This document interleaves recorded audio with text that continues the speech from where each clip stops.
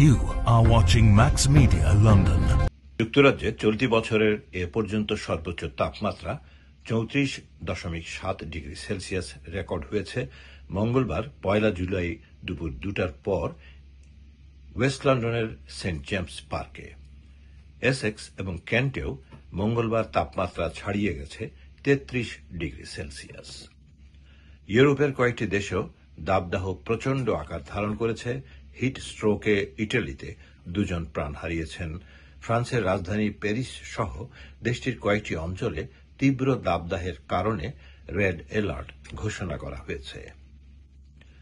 প্রচণ্ড দাবদাহে সোম ও মঙ্গলবার লন্ডনে জনজীবন ছিল বিপর্যস্ত।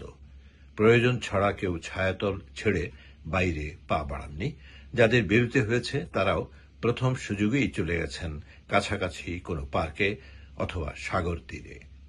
গাছগাছালির ছায়াতলে একটু স্বস্তির পরশ পেতে তারা ছিলেন আকুল, আর সাগরের ঠান্ডা জলে প্রাণ জুড়োবার চেষ্টা করেছেন অনেকেই। সোম ও মঙ্গলবার সূর্যালোকের এই দাপট জনজীবন সম্পূর্ণ বিপর্যস্ত করে রেখেছে।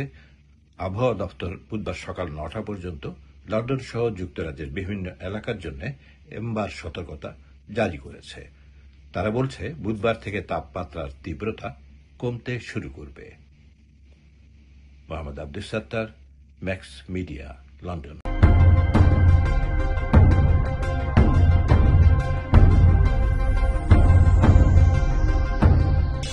This is Max Media London.